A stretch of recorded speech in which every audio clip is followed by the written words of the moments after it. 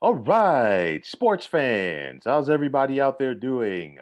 William Martin coming at you one more time here on YouTube with another edition of the 300 Pounds of Sports Knowledge Podcast.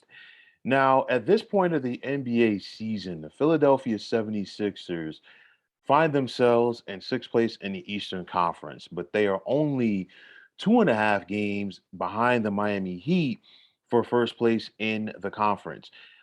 You look at center Joel Embiid, and he is having himself an MVP caliber season as he is averaging nearly 29 points, close to 11 rebounds, and more than 4 assists per contest. Now, this month alone, Embiid is averaging nearly 34 points per contest, which included 50 points against the Orlando Magic on the 19th of January, 40 against the Los Angeles Clippers last Friday, 42 points and 14 rebounds versus New Orleans Pelicans on Tuesday. These are just some of the highlights uh, of what we've seen so far from Embiid this month alone. I'm once again joined by Cal One to God, and I Yes, sir. know, and I know he Storm, has, baby. and I know he has plenty to chime in regards to Joel Embiid and everything that's going on with the Sixers. Because for me, Embiid, he's in the prime of his career. He's 27 years of age, but with his injury history, how much longer can the Sixers keep this roster in shape? The way it is, and how much longer are they going to allow this Ben Simmons drama to continue to go on and affect this team? Well, I'm gonna go back to last year. And last season, I'm not gonna blame what happened last season on Ben Simmons, because you gotta remember, they already had Tobias Harris, who's about 20 points a game. And I think actually he's like a poor man's Paul Pierce to me. That's what he reminds me of. A poor man's Paul Pierce. He can get you 20 points a game, but he happens to disappear in some big games. And they also had Joel Embiid. They had Joel Embiid, Tobias Harris, and Ben Simmons. Let's look at the pickups from last year. All right. They picked up Seth Curry, Danny Green, Dwight Howard, and George Hill. All right. Am I correct? Yeah, that was it. That was his squad Okay. last year. So with them four players plus the three that I just named, that's seven. They had a couple of other guys that was on that roster for whatever the reasons, but the roster is flawed. Once again, I would say they also overachieved because look, they went from being winning. They were first place at 49 and 23 last year. They're currently sitting in sixth place, I Six. think, at 29 and Yeah, 19, something like that. yes, sixth place. But I mean, they're just 2.5 games behind the Heat for first place. Right. But to my point, they were one of the top teams in the league last year and the year before. You know, they were one of the top teams in the East. So now they've slid because other teams have gotten better, something we discussed a little while ago. But I'm going to take it back to coaching. It seems like everybody's blaming the woes of the 76ers on Ben Simmons. No. And let me break this down about Ben Simmons. First of all, Ben Simmons is not a superstar. Technically, with the type of stats he has, he really shouldn't even be an all-star. We're talking about stats. There were other guys with better stats, even though they might have had losing records, that could be considered better players than Ben Simmons. I'm looking at his, all-pro year. I'm looking at the three all-stars, and I have no idea what the criteria is for making these kids all-stars. This dude has a career average of 15.9 points a game, 8.1 rebounds, 7.7 assists. Are we missing something, William? They gave this kid 177 million for 5 years. So now I'm gonna go back to what is it? Is his worth defensively? 101 is it team defense? He's not a point guard. Why is he playing the point guard position? He's not a point guard. He is what Draymond. He should be what Draymond Green is to the Golden State Warriors. He's a middle piece player that shouldn't be playing the point guard. So you put him in there, and you expect to get certain points and certain things from him. But if you look at his body of work last year, he averaged 14, 7, and 6. Those are not great numbers.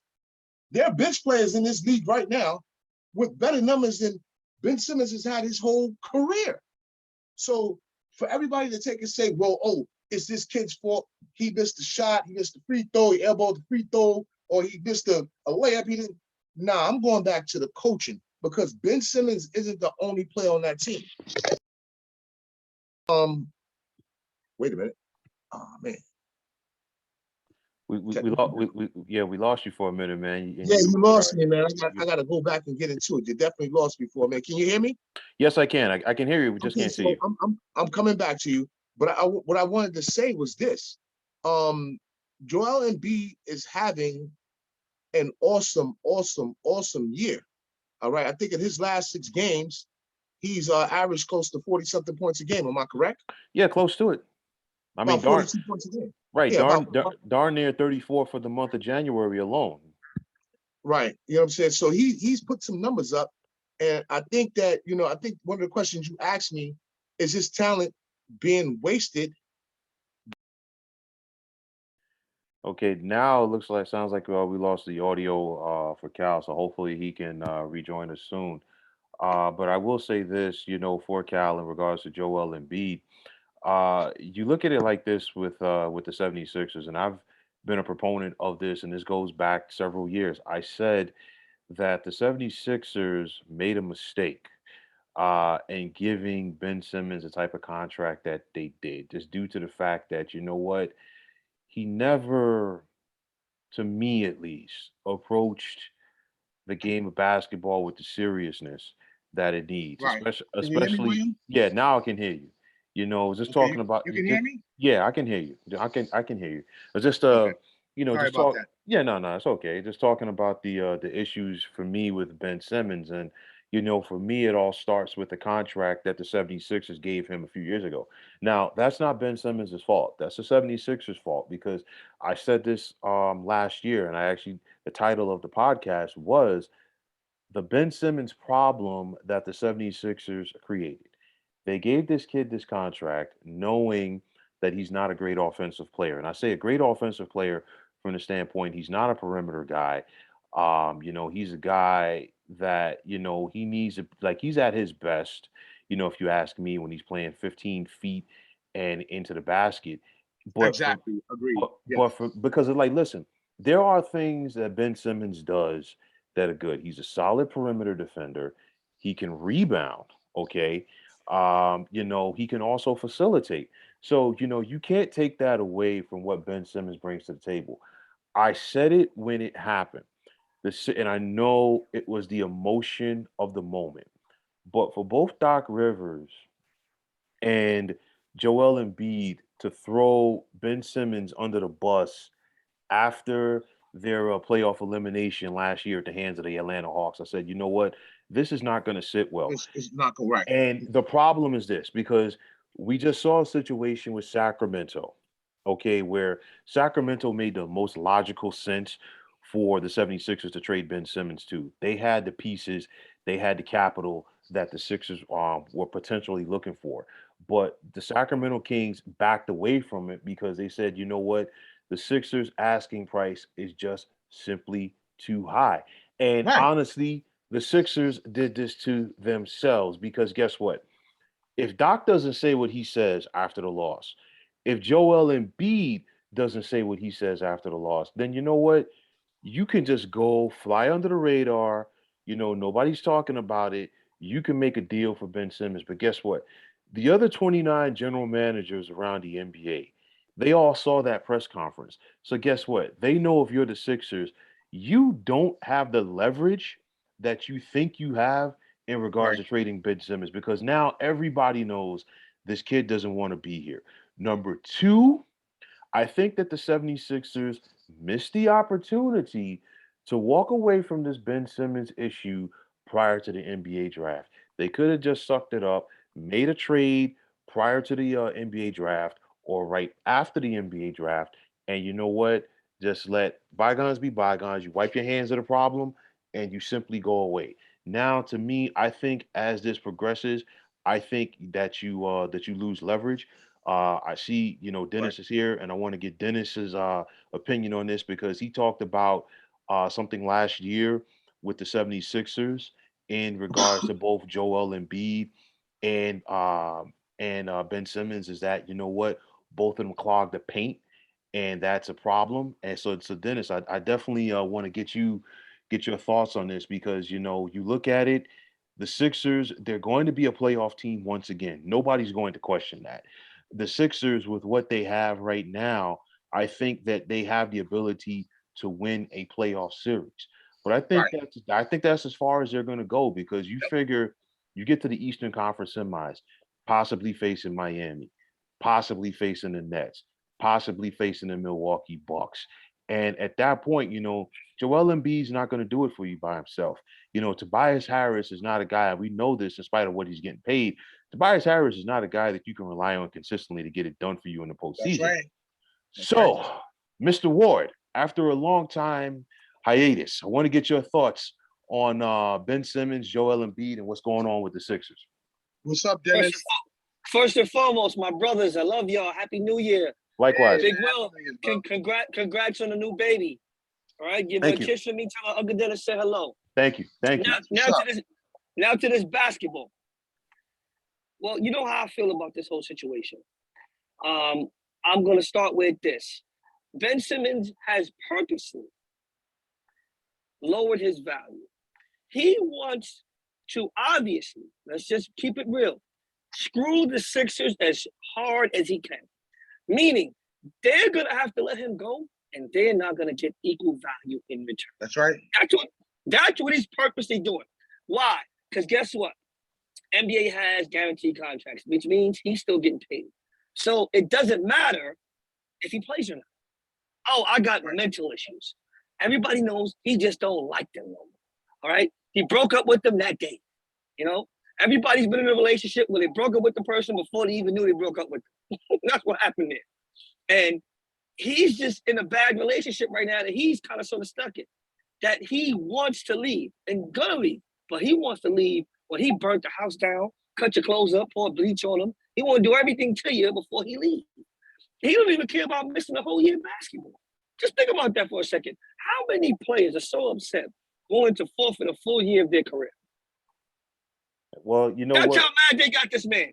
He's so upset with the Sixers, Doc Rivers, Joel Embiid, everybody there. He's willing to forfeit a whole year of his career. Now, in my opinion, as a basketball player, as a teammate, I love being on teams. I just feel like it's a slap in the face to all the guys he plays with. He's messing up a great year for Embiid. Embiid is playing so well. He's staying healthy. He's consistently putting up numbers, and he's not giving his man a chance. If that's your man at all, maybe he don't feel like this is man no more. You know, but I believe, you know, he is sticking it to them as hard as he can. Now, from the fit standpoint, I told y'all a long time ago, I believe Joel Embiid needs to go play in the Western Conference and play center. Not even power forward. Play center on a small ball team.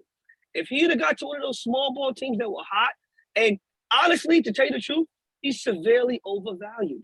The Sixers are trying to get more for him than he's actually worth. What he is, he should be a center in a small ball team. And if he gets to a team that is smart enough to recognize that, to play him at center, or even if they don't play him at center, start him at the 4, play him at center in the fourth quarter. I'll give you an example. Can you imagine him? Can you imagine Ben Simmons in Draymond Green's role? Do you know how much? Just think about that for a second. Small ball center, top of the key, passing the ball with shooters, cutting, diving, handling the ball in transition. They run the scissor cuts and the zipper series off of him. He would go crazy or something like that. But he's a point guard. They put PG next to his name, and they think he's Magic Johnson. So I don't know. Kyle, your turn, man, because I mean, I keep saying the same thing. I think he's a glue guy. Kind of reminds me of Draymond Green, being a glue guy. He can handle the ball, but I wouldn't make him my primary ball handler. I would use him as a ball handler, like you just said, Dennis. Situational ball handling, situation and positioning. And what I think a lot of these guys did in the past was they said, well, if you're a point guard, you're a point guard. If you're a center, you're a center. No, you switch up the matchups and you go with what works and what you can win with, something that Doc Rivers didn't do. This goes back to coaching. Doc Rivers didn't do that. What you just said, it could have took something as simple as that to swing the emphasis of the game. If Joel Embiid goes out and he sits on the bench, You insert Ben Simmons into the center. Guess what? You get somebody to slide that can handle the rock over into Ben Simmons' spot. You're still keeping your high-powered guys on the floor. You're not losing too much. This goes back to coaching.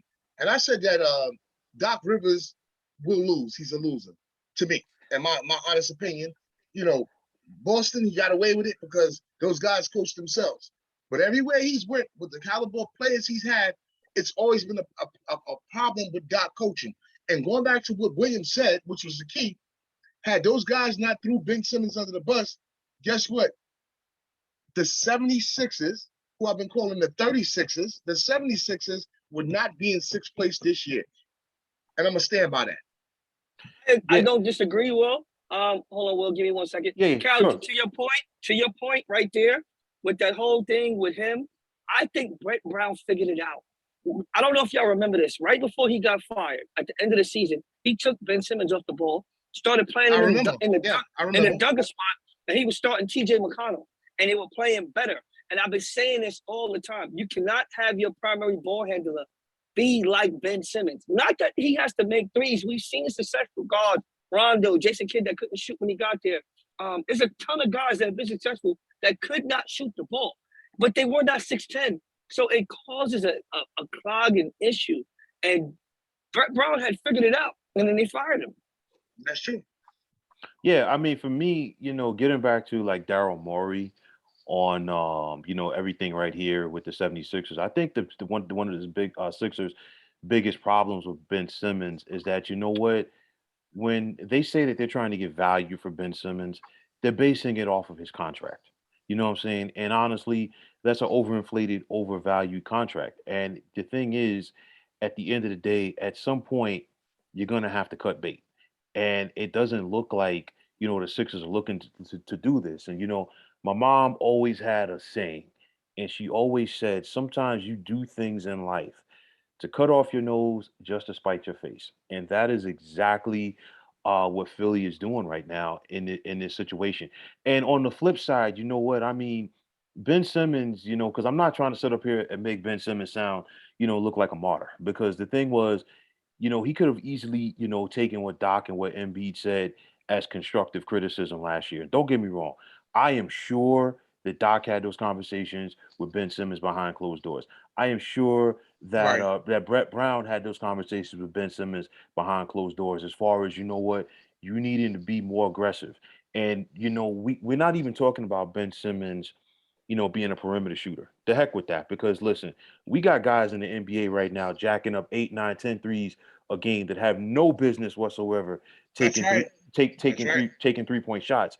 The crust of all of this came down to the fact that you're 6'11", you're in the post, and you got a 6'2" guy guarding you. You know what? You gotta listen. You gotta take your chances right there, and you gotta dominate and score that bucket. But nonetheless, I think the problem with Ben Simmons is that he hasn't tried to improve his game offensively since he's gotten into the league. You look at a guy like Lonzo Ball. Lonzo Ball, he had that very awkward shooting formation when he first came out of UCLA. And of course, his dad, coached him for basically all of his life until that point. But nonetheless, but not Lonzo worked on his game. You look at what Lonzo has become right now. And of course, now that the Bulls don't have him in the lineup, we start to see them, slide a little bit in the standings. But that's another topic for another day. But just getting back to Ben never tried to improve his game. And the thing is, exactly. Dennis, to your point, like you said, Ben Simmons is trying to screw the 76ers in this. He's also, lowering his trade value as well, with how he's gone about things. Because remember, he didn't report the training camp right away this season. The only reason that he did report was because the paychecks, stopped coming in. And I don't know if it was through Ben Simmons directly or Clutch Sports, his representatives, who let him know, hey, basically, there's a clause in the CBA that says, you know what, if you say you're dealing with mental issues, you still just got to report. But you know what, you still get paid. Because remember the whole thing with the trainer: is he hurt? Is he not hurt? He wanted to go to his people to start the season. He was being a distraction in in training camp, basically, coming on the court to do a drill, had his cell phone in his hoodie. He really didn't want to be there, and to me, that's a detriment, and that's where that when you don't have leadership on a team from the players, and I mean veteran leadership, because of course it's the unwritten rule that players don't question another player when he's dealing with a contract dispute or a dispute, with management. But with that said, you know what? Either you're going to be there and play in practice, or you're not going to be there. And the thing is this, of course, there was a time in the NBA with the Sixers alone that, if you came on the court and tried to do that, you would have had a guy like Moses Malone take you aside by the throat and say, listen, we ain't got no time for this. Or, you would Right. have had a guy like Charles Barkley or Andrew Toney or whoever, take you aside like, listen, son, we can't be doing this. Either you here, either you committed to us or you're not. They don't have those guys on that team. It's too much buddy buddy. It's too much high five and let's go out. Let's go to the club. Let's go, try to meet the Instagram models. Let's see what we can do on He's on PS4. And that's another problem right there. he's spoiled, and I'm gonna be honest with Absolutely. you. Absolutely. The kid is spoiled. Obviously, he hasn't learned how to be a professional. All right. We can say what we want about Kevin Durant as far as some of the stupid things he does on social media, and some of his retorts. But one thing that dude is a professional basketball player, and that's the problem I'm having because I'm listening to Dennis, and I agree with everything you and Dennis said. This kid is trying to purposely sabotage the 76ers, and at the same time, he has devalued his trade value. I wouldn't even, if I was a team out there, first of all, he haven't played all year. And the last time he played, it was a mental catastrophe for him. I would let him sit the whole year out, and I would look to make a move for him if he's available. The kid is what, 24 or something like that, a little less than that. Right. Make a move for him next year. I wouldn't let him disrupt my team chemistry, even if we suck like the Knicks do. D, I'm gonna let you jump in here real quick. I just want to make like one quick point, man. I could see a situation with Joel Embiid in the postseason, similar to what happened with Charles Haley in 1993 when Dallas started the NFL season 0-2 and they were looking to repeat as Super Bowl champions. And of course, they ultimately did. But you remember the reason why Dallas started that season 0-2 was because Jerry Jones didn't want to pay Emmitt Smith. And That's right. then, That's right. Charles Haley, had a moment with Jerry Jones in the locker room after they lost that second game of the season to start 0-2. And guess what? The very next day, Emmett got signed. It's going to take something like that because what's going to happen is if you're Joel Embiid, you've proven that you can make the All-Star game. And if Joel Embiid goes out there and, becomes the NBA's MVP this season, which is a possibility, you know what? Right, it is. Yeah. People are going to be looking at him more in the postseason. And if you don't advance, if you don't make it, people are like, well, you're the MVP, but you couldn't get it done.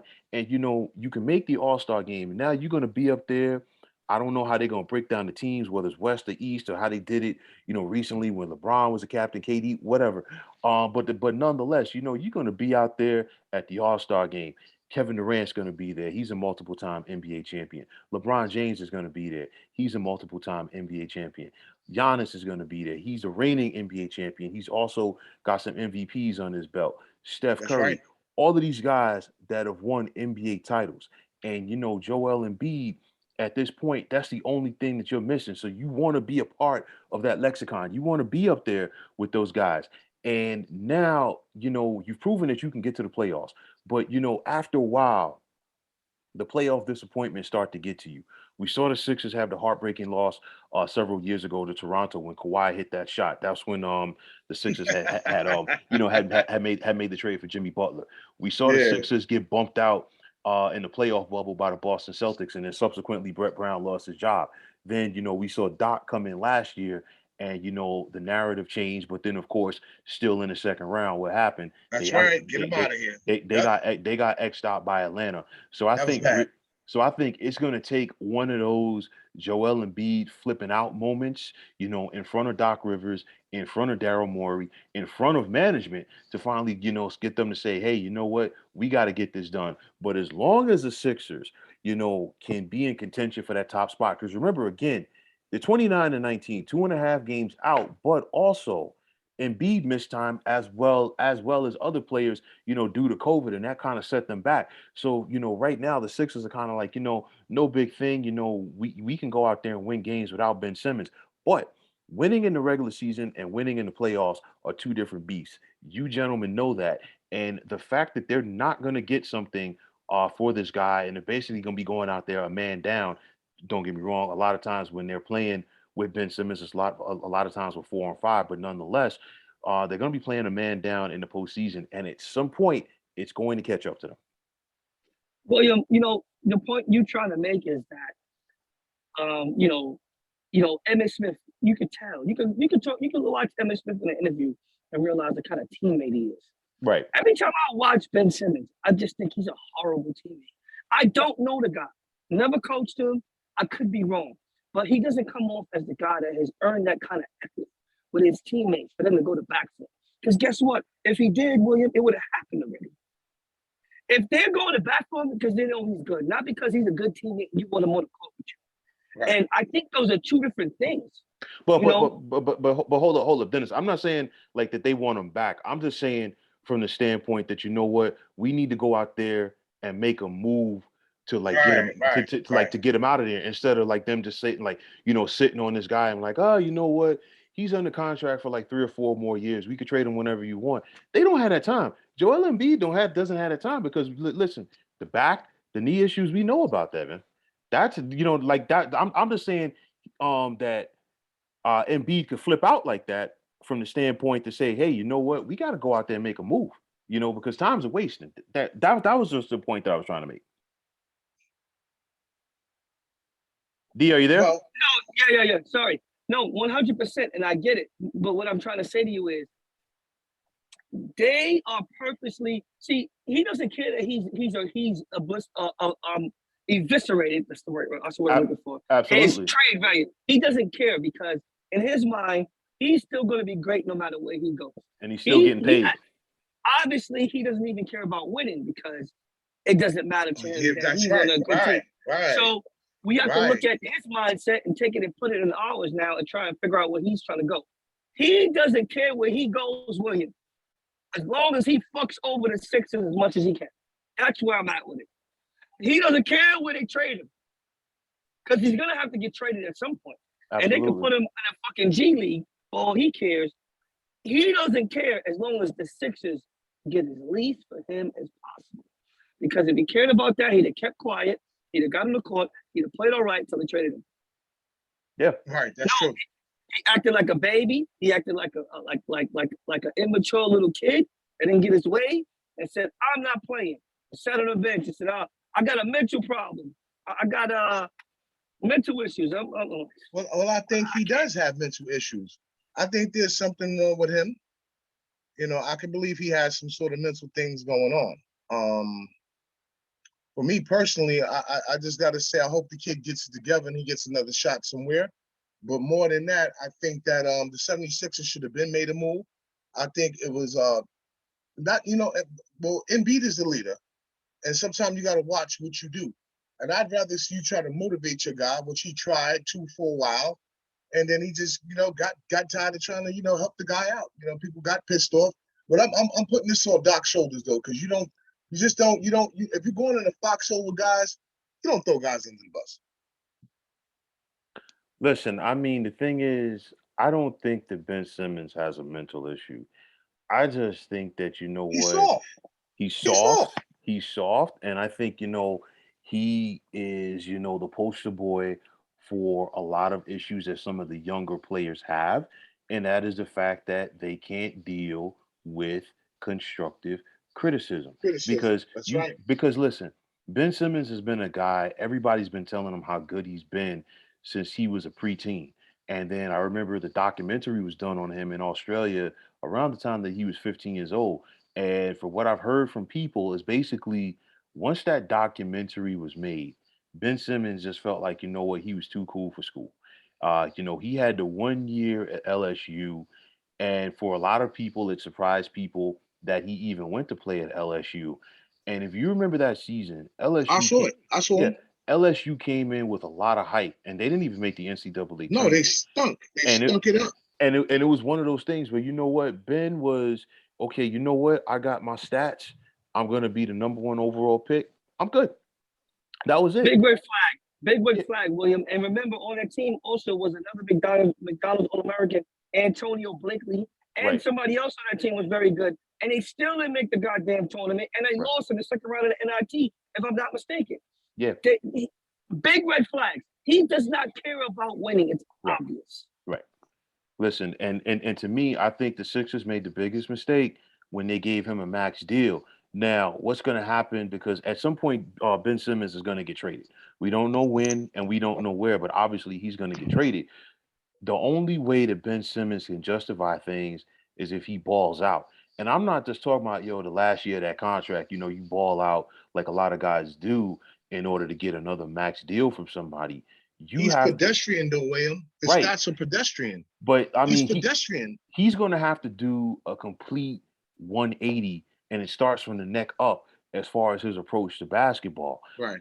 And honestly, to your point, Cal, and like you said, Dennis, what Ben Simmons should have done, he should have embraced the challenge. It should have been like, you know what, I'm still looking to get traded, but you know what, you go in there to training camp, and you know what, you go out there and you ball out because now, let's say for the sake of argument. First game of the season, Ben Simmons is playing for the Sixers. Obviously, the fans in Philly are still going to boo him after what happened in the playoffs.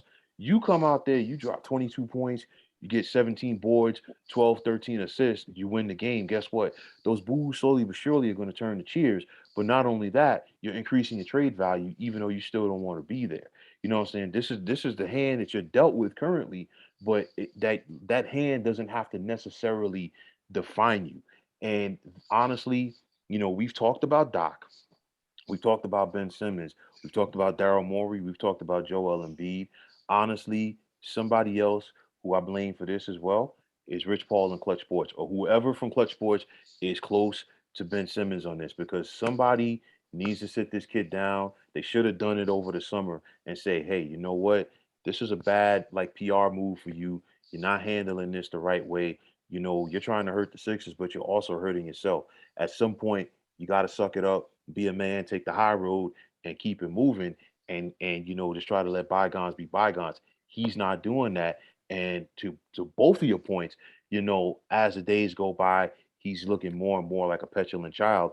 And for the Sixers, sometimes you can get greedy and it bites you in the derriere. We've always seen guys in the stock market that, what, they sold the stock a day late as opposed to a day early, and instead of walking out of there 100,000 up, they might be down 200,000. And I think this is what's going to happen with the 76ers, because when the time comes and they finally make a trade for Ben Simmons, whoever gets him is going to get him for peanuts as compared to what the Sixers wanted originally.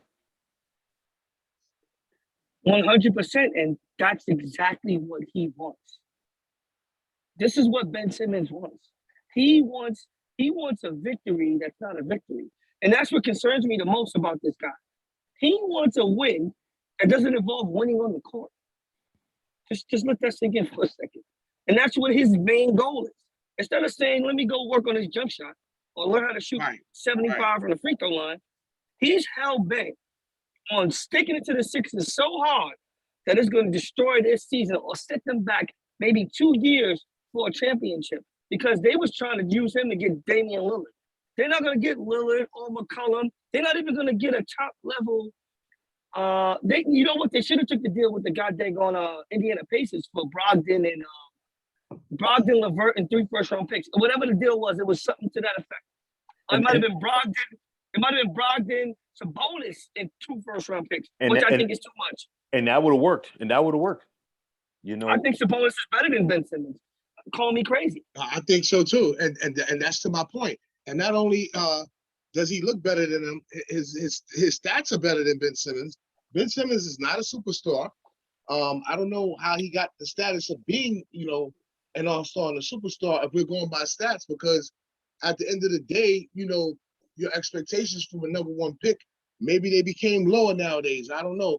So for an example, I can't see anybody ever really saying anything bad about Embiid. because Embiid, has lived up to his, whatever he came in and how he was drafted, he's lived up to his, his hype. So at the end of the day, guys got to pull their weight and hold themselves down. And it's just really a sad situation out there in Philly.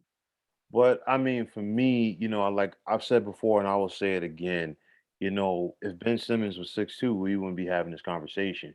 But the problem is, Ben Simmons is 6'10", he has some handle, and unfortunately, what happens when you are a taller player and you have handle, or you're a taller player and you're a point guard, what happens? People start comparing you to the great Magic Johnson.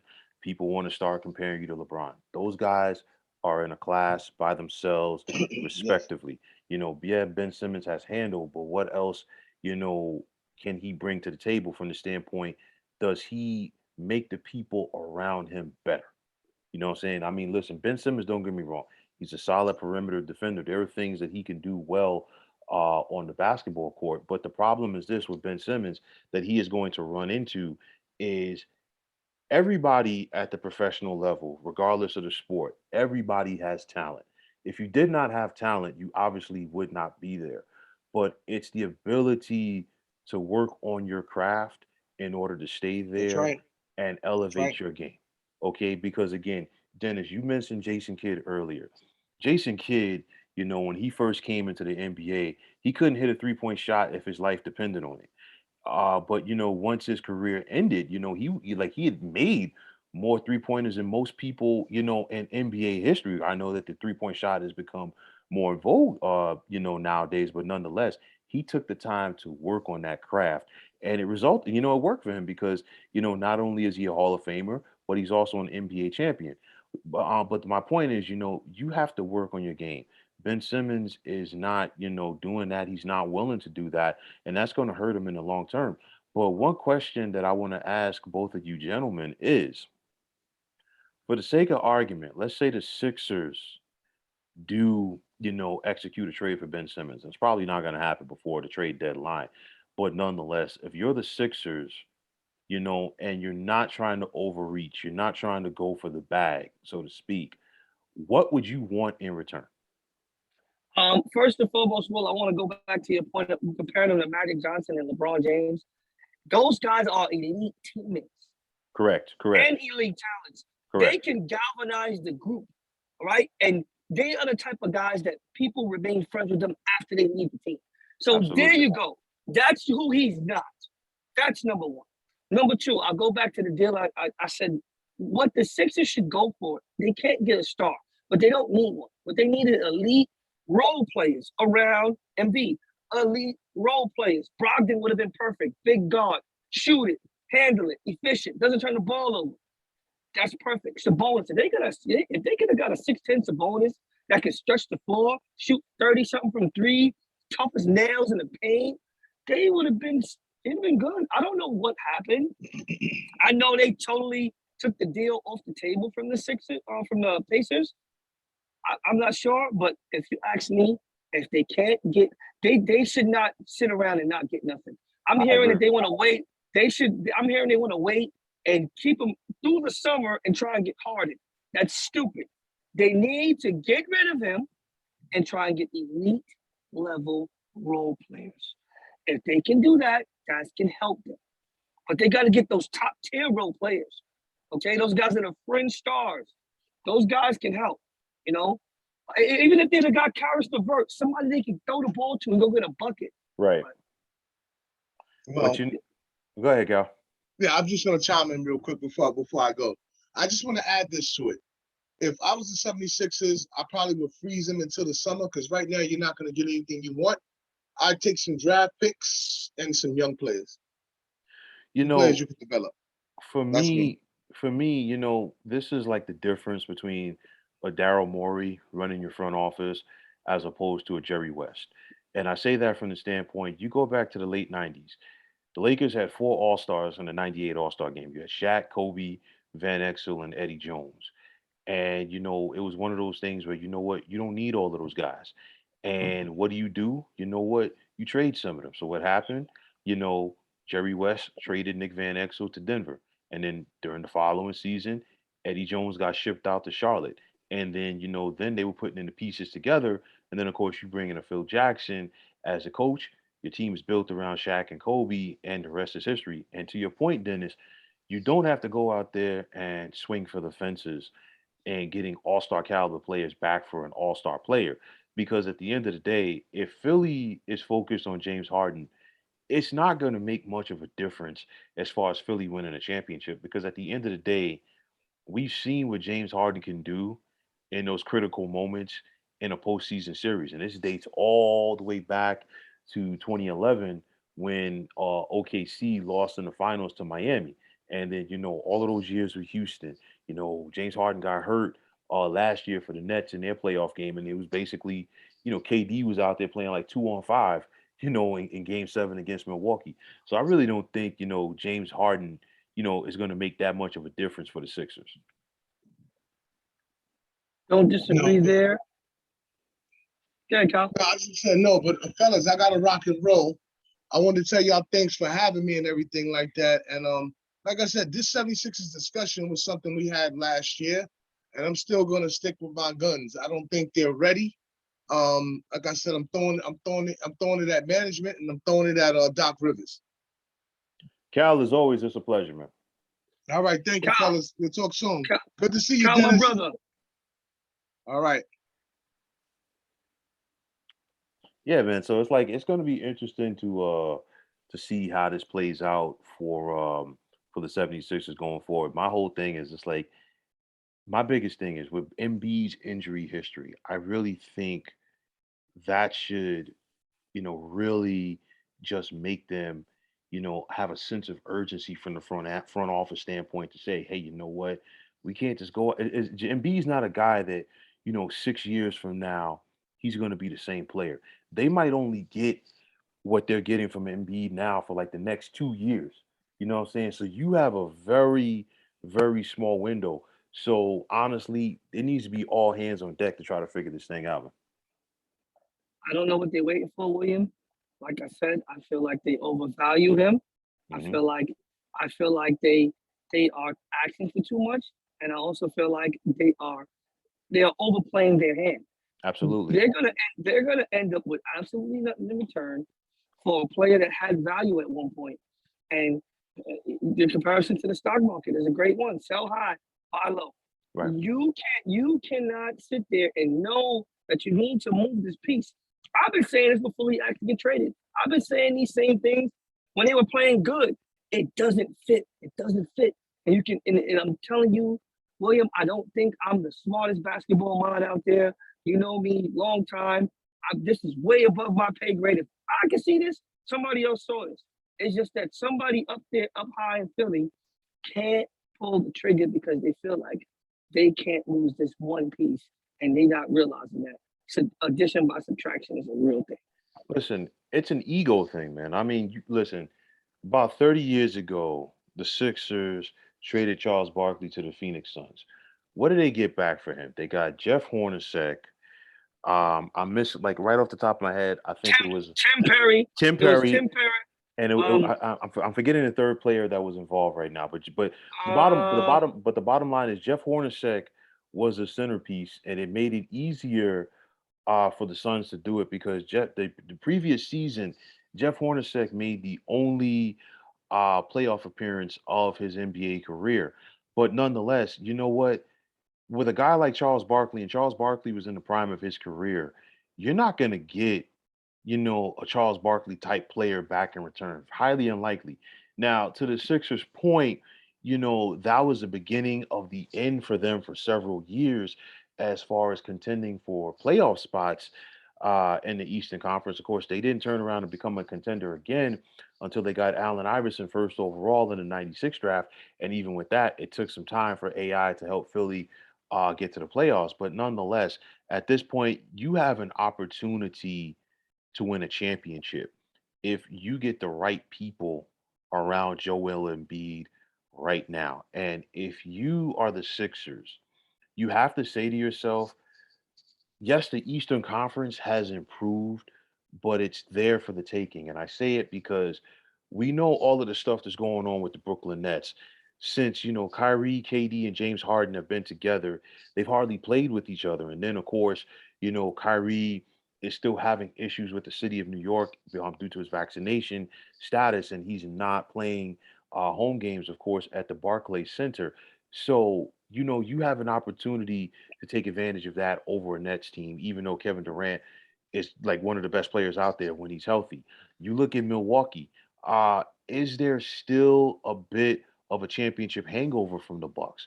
So I'm just saying, from the standpoint, if you're the Sixers, these are the two teams that you really have to worry about, getting out of the East. And I know Chicago's improved, Miami's right there, but it's the Nets and it's the Bucks. And if you are the 76ers, it's got to be all hands on deck, and trying to overtake them in order to get to the finals. And I really think this lackluster approach is going to come back to hurt. 100%, William, and it's nothing that anyone can do for them. You Mhm. know, they don't have the talent on the bench and the combustibility of someone to step up and fill this role, and they are not willing to sacrifice what they have now. So it's a wait and see process. But you're 2,000% correct, because when Joel Embiid got drafted, he had an injury, and they said it was degenerative with his foot. You see, it took 2 years before he even played the game. Right. So that's gonna rear its ugly head again. A lot like the whole Todd Gurley knee thing. When he came out of Georgia, they said he had a degenerative condition in his knee. And look, he's not playing anymore, and he's like 29 years old. Right. So these things are real things, man. And you are 100% correct. They cannot waste this time. And honestly, I don't know why they are wasting this time. It's gonna turn out to be something to. It's gonna be coulda, woulda, shoulda. They had a great player. They didn't build enough around them, and they are not going to be able to win a championship with this group. It's just not going to work. And if you look at the rest of the teams that they have to get through in the Eastern Conference, they're not going to make it out the second round. No. And Embiid's going to have a great game, and they're still going to lose. Listen. I totally agree. Now, on a personal tip, how's the coaching coming along for you, man? Well, William, honestly, we just scheduled. I might have you come out to this one. My youth football program has officially announced we're going to play the number one team in the nation, Rare Breed from Atlanta, in September at one of the high schools here. It's going to be a big deal. We went to Florida. We finished third in the nation in Division One in UIFL, and this is going to be huge. We have two teams nationally ranked. Our other team finished third in the nation also. We had another team lose in the championship game to win the national. So there's three different age groups from my youth org in nationals making noise. And we had another group go down there and they lost both the games, but they're a really tough young group. That was my 8U. So we had 12U, 11U, 10U all go down there and rank in the top three, okay, in the nation right now. We're going to play the number one ranked team out of the battle tournament. This team is ridiculous. They're from Georgia. They call Real Breed. Go type them into your YouTube, William. You won't believe what you see. Well, So you know what? As always, like I always try to, give you the opportunity to talk about that because, a lot of people, if you haven't played sports, at some level, you don't understand, the importance of youth coaches. And honestly, I still think back to, some of my coaches from when I was younger. And, sometimes, obviously, when we're young, we always don't listen to what our coaches say. Honestly, these guys have been there and they're wiser than us. But, when you become older, when you become a man, you could sit back there and listen to some of the stuff that they told you and you know that these guys are right. So my point is it's like, people don't understand all people. Some people do, some people don't, but they don't understand the importance of youth coaches in the sports realm. And this is always why I want to give, whenever you're here with me, to give you this opportunity to, let the people know what you do because I really do feel that it's important and you've impacted some young folks out there that have gone on to do some good things and they're continuing to do good things. So that's a credit to you and that's a credit to the other coaches that are working with you as well. thank you, William. I appreciate it, man. This year was pretty rough for me. I actually didn't even tell you this. I lost one of my guys, man. He played for the University of Rhode Island. His name was Ryan Preston. He had a really bad car accident over in Europe while he was playing overseas. Died, man, and it's been rough on me.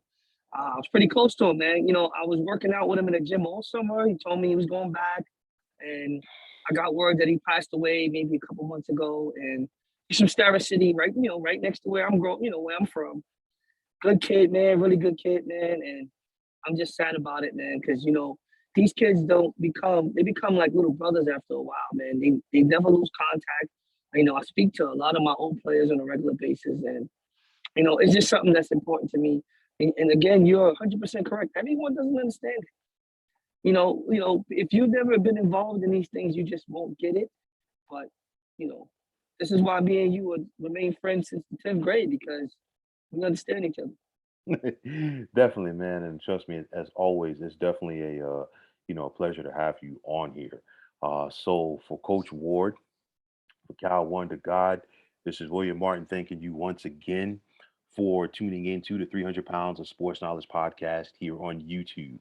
If you have not already, please feel free to hit the subscribe button on this channel as well as the like button on this podcast. And if you're on Twitter, please feel free to follow me at 300 Pounds of Sports. And like I always say, if you follow me, it'll be my pleasure to follow you right back. There's also the sports discussion group on Facebook at the Sports Depot 365. You can check it out. Drop a line to be a part of one of the better sports debating sites going on social media. So, once again, for Cal One to God and Coach Ward, my name is William Martin. I'm signing off, saying take care and have yourselves a wonderful day.